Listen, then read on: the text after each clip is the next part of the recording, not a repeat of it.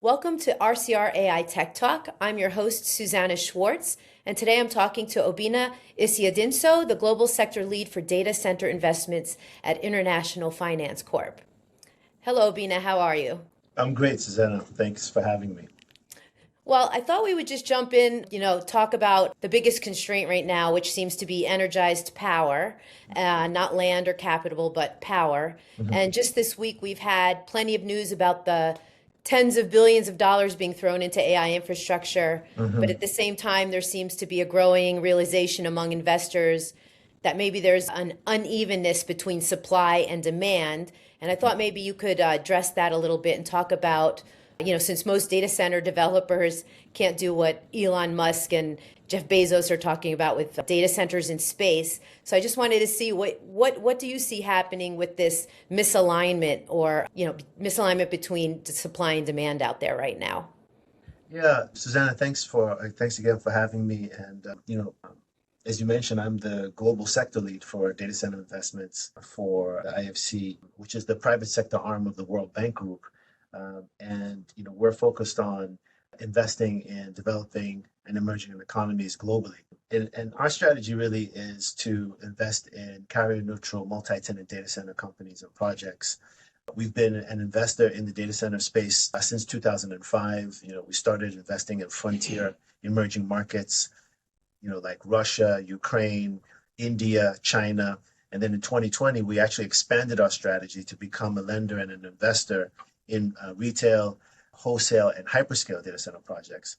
And so now we're investors in Scala data centers in Brazil, Kio data centers in Mexico, Liquid Telecom and Y in Africa, as well as Yonder in Malaysia.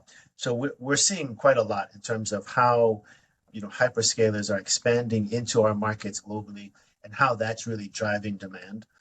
We are also seeing that the hyperscalers are really predominantly focusing on investing in the U.S. today. That's where the majority of their capital is going. That's where the majority of their resources and focus is going today. But they are looking at some sort of global, regional emerging markets. So Brazil, India, Malaysia, we have seen that there is continued interest and investment in terms of AI infrastructure in those markets. But to just come to your question on supply and demand, part of the challenge here is that today the U.S. market is 30 to 50 gigawatts in terms of total capacity, and the hyperscalers are looking to add another 30 to 50 gigawatts in the next 3 to 5 years. So if you just think about it, let's say it's taken us 30 years to have 30 to 50 gigawatts of data center capacity in the U.S., and the hyperscalers are going to replicate that in basically over the next 5 to 7 years. Right. And so that's sort of one sort of major constraint, right? That the time that the hyperscalers want to do this is very compressed. And the hyperscalers they're the biggest customers for data center capacity. They're the biggest owners of data center capacity globally. So it's really important to watch what are the hyperscalers doing, where they're expanding, what are their decision-making processes, because they really move this market. From a supply-demand perspective, part of the issue there is that for larger data center projects, and when I say larger, I mean 100 megawatts and above and potentially even 1 gigawatt and above, it's taking longer to get those projects online. Right. 5 years ago, the biggest data center project was, let's say, 50 megawatts. And today, that's like a drop in the bucket now. Right. And so to bring online a project that is 100 megawatts and above, potentially up to a gigawatt, depending on the state in the U.S., it could take 4 to 7 years to get power to that site. And part of the challenge there is that the regional utilities, they have a certain amount of infrastructure that they already have in place. They Right. can bring power to projects that are, let's say, 20 megawatts, 25 megawatts and below. But anything that's above that, essentially they will need to bring new infrastructure to that project, and it could take anywhere from 4 to 7 years, depending on the state, for the local or regional utility to invest in the infrastructure, the interconnection, the transformers, substations, whatever is required to bring that power infrastructure to the data center site. And there's already a long queue, right? So there's already tons of other data center investors and developers who have put in their applications for new projects that they want to develop in Right. various states who are already online. So that's part of the dynamic is you've got this investment that's required by in terms of power infrastructure from the utilities, and then you already have quite a number of people who are already online waiting for power infrastructure to come to their projects. Right. So it's going to take quite a few years to kind of work through that sort of pipeline of power infrastructure that needs to be invested and deployed, new other data center projects that are in queue that are waiting. Right. And so, our sense is that it's going to take about another 3 to 4 years of this sort of a constraint or a lag time. And on one hand, there's a positive aspect to that because what it means is that if it takes another 3 to 4 years to bring on these new 1 gigawatt plus campuses that we're hearing that are being announced in the Right. U.S., it means that all of the capacity that you have today is that much valuable because it's that much needed. Right. But it's going to take maybe 2028, 2029 before we see, another 10, 5, 10, 15 gigawatts of new capacity. And I think the other thing to keep in mind here is that it's probably going to even take, 10, 15 years to build out the capacity that the hyperscalers want to deploy in the US Hmm. to really make us competitive on a global scale. And so I think it's going to take longer than 3 to 5 years. We could be looking at 10 to 15 years, Hmm. and part of the reason for that longer timeline is because of this sort of power constraint. It's Right. going to take more time to get significant power to these larger data center campus projects. So to follow up on that, if you're talking about emerging markets, though, say, the Middle East or Latin America or maybe Asia, do you feel that they can leapfrog what we're doing? I mean, do they have the same power constraints, or can they kind of just leapfrog ahead because they're not locked into, older infrastructure, or is it the same problem around the world? Yeah, it's a great question. It's a great question, Susanna. And look, part of what we're seeing is that it's really a market by market dynamic. You've got to look at individual markets. So there won't be a blanket sort of response across emerging markets. For example, if you look at Brazil has something like 3 gigawatts of excess renewable energy. Hmm. So they're actually in a sort of energy surplus position. So they're Right. actually well positioned to be able to deploy, more, data center infrastructure, AI infrastructure. There are some challenges in the transmission infrastructure. There is a lot of renewable energy that is being produced in the north, but then there's challenges in terms of the grid quality, in terms of transporting that energy to the southern part of Brazil. Right. But they're producing a significant amount of renewable energy.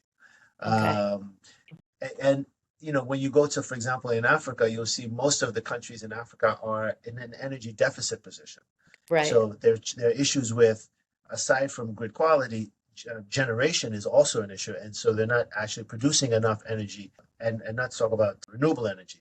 Now, Mhm. this is going to be an opportunity for investors such as IFC and other investors to invest in that infrastructure to generate more power, especially renewable energy, and Yeah. also to improve the quality of the grid. Hmm.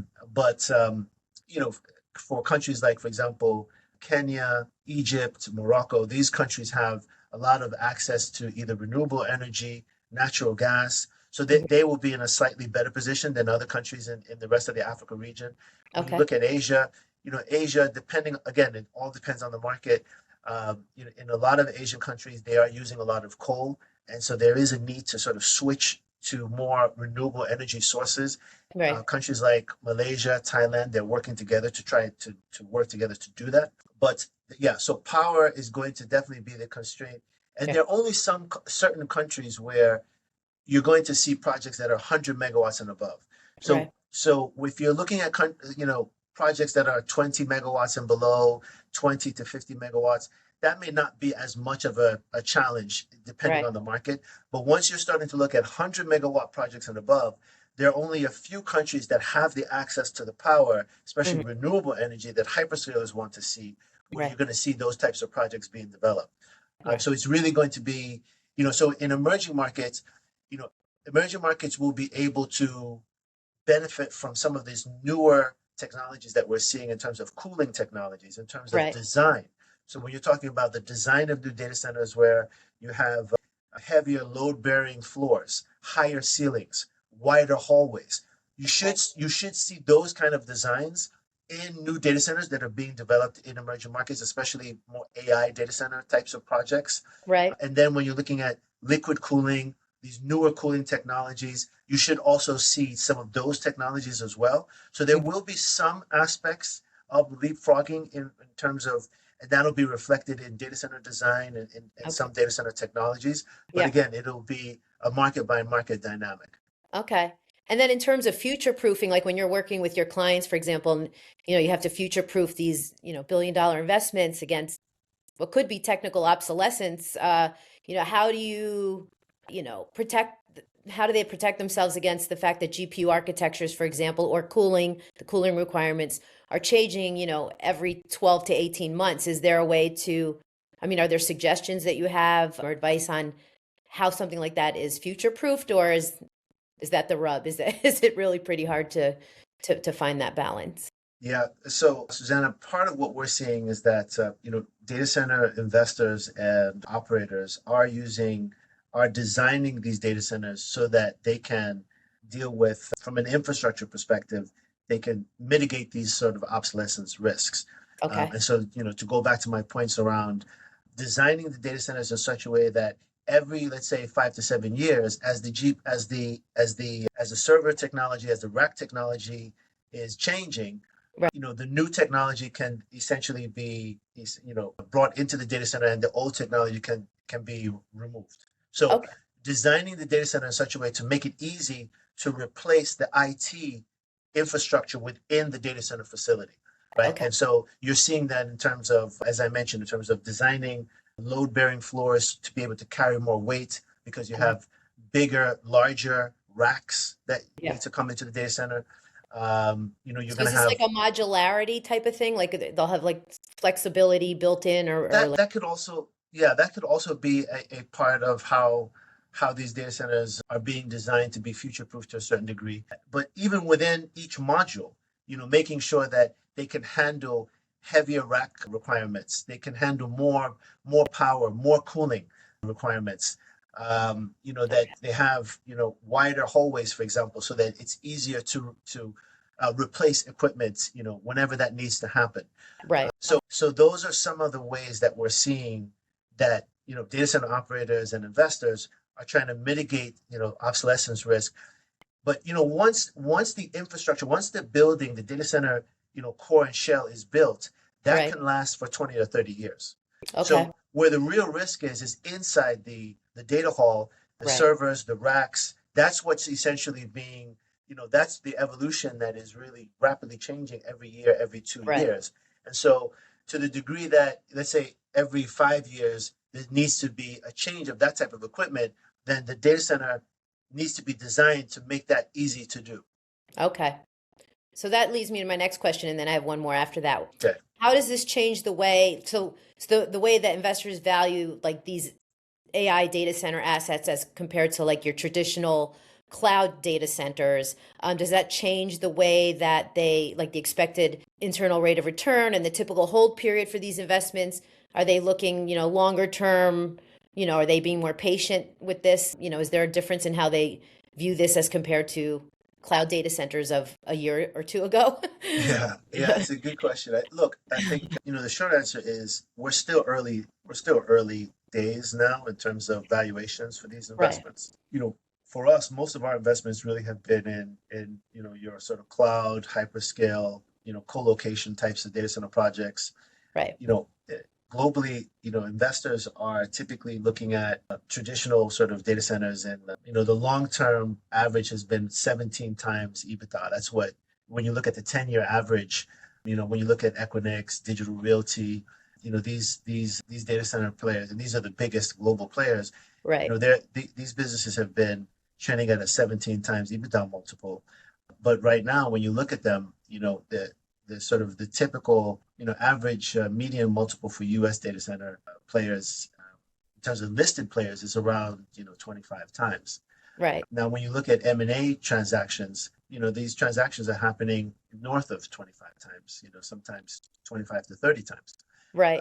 Now, when you factor in future growth, those multiples do come down. And that's a big driver of the high valuations, is that there's a lot of growth expected in Right. this sector, in this industry going forward. Right. Obviously, the business model is attractive, long-term cash flows, recurring revenues, long-term contracts with AAA rated clients.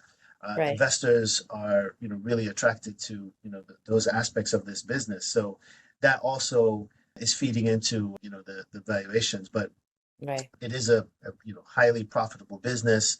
Once you scale up and you stabilize these assets. So from an AI perspective, the AI data center assets, when you look at companies like CoreWeave, Iron, when you look at some of these companies, their valuations are even higher, right? They're trading at much higher multiples than 20-25 times.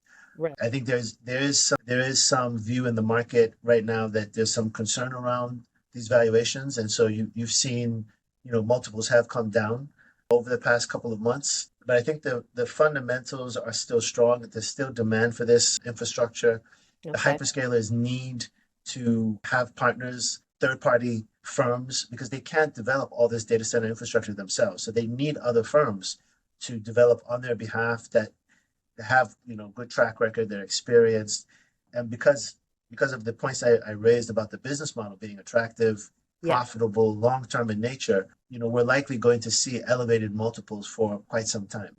Okay. And just to follow up on what you said about, CoreWeave, for example, with NVIDIA, the deal this week, and I think you had written about the industrialization of AI. Is that Yeah. something that you think is going to continue? Do you think we'll see more, deals like that where companies come together to try and industrialize it a little more than in the past? Yeah, absolutely. I mean, Susanna, when you look at the numbers here, 30 to 50 gigawatts of new data center capacity in the US is something between that equates to something like $3 to $5 trillion Right. of capex, right? And 50 to 60% of that will be equity, the other 50 to 40% will be debt financing. So there's no one player that can do all of that on their own. The hyperscalers, can't do all of that on their own balance sheets. So they need to look at ways to raise that capital from other investors in addition to their own balance sheets. So you will continue to see these types of partnerships. The Nvidia, OpenAI. I mean, they have made a number of investments into other companies in their ecosystems, Right. and so yes, there is that. And so they do see it as a way of supporting their own ecosystems to a certain degree. But I think again, the fundamentals there are still quite strong, right? Nvidia is there. There's significant demand for Nvidia infrastructure. That demand is not slowing down anytime soon. Mhm. So I think that's a big difference from some of these types of investments that we saw back in the early 2000s when we saw fiber companies investing in some of their customers. So I think this is a little bit different here. Right. And do you think this is the year where, like in OpenAI, or, is this the year where the killer app, some sort of killer app, has to show itself in terms of maybe knowledge worker applications and workflows to show that there can be a commercialization and a monetization that is, going to make this tangible, to make, is this the year where you think something might happen where they'll say, okay, all these investments, all this CapEx is definitely worth it already, even though there's not like a profit yet, say for an open AI or something like that? Do you think it's this year, or maybe 2 or 3 years out? Well, look, the short answer is I think it's going to be every year. I don't think there's going to be a silver bullet year, right? Because if you look at the evolution of the internet, we're 30 years, into the development of the internet, and if we think about the amount of capital that went into developing and infrastructure for the internet to be able to go across the United States to everyone's home and then go global. We're 30 years into this and now we have AI. So I think this idea of trying to, determine on, is this the year, or is it going to be, what year is it going to be the year when we can justify all of this? I think that might be a bit, that I think that's a bit more of a short-term view. I think we have to take a bit more of a longer-term view. Okay. I think we're going to be investing in AI infrastructure for, like I said, 10, 15, 20 years. We're going to Okay. be investing in the US. We're going to need to invest globally. And so there won't be one year, but every year we're just going to keep seeing these great applications, right? I Right. mean, OpenAI, 800 million weekly average users, 40 million paying subscribers. So that's a 5%, conversion. Right. Maybe over time that goes to 10%. So you're Hmm. talking almost 100 million users. I mean, this they will find ways to monetize this infrastructure that they're putting in place. I don't doubt Right. that, and And there will Gem, be other yeah. applications as well that will come in the future. Yeah, like Gemini and the other ones Yeah, are yeah, you know, yeah, and Claude and all that. yeah. Okay. Well, I do think that, you've given us some insight on some of the top trends, happening right now, and we'll hopefully follow up with you in a little while down the road and see if some of this is coming to fruition and going the way it's predicted to. Absolutely. Well, thank you very much for joining us today. Appreciate it. Thank you. Thanks, Susanna. Okay, thank you.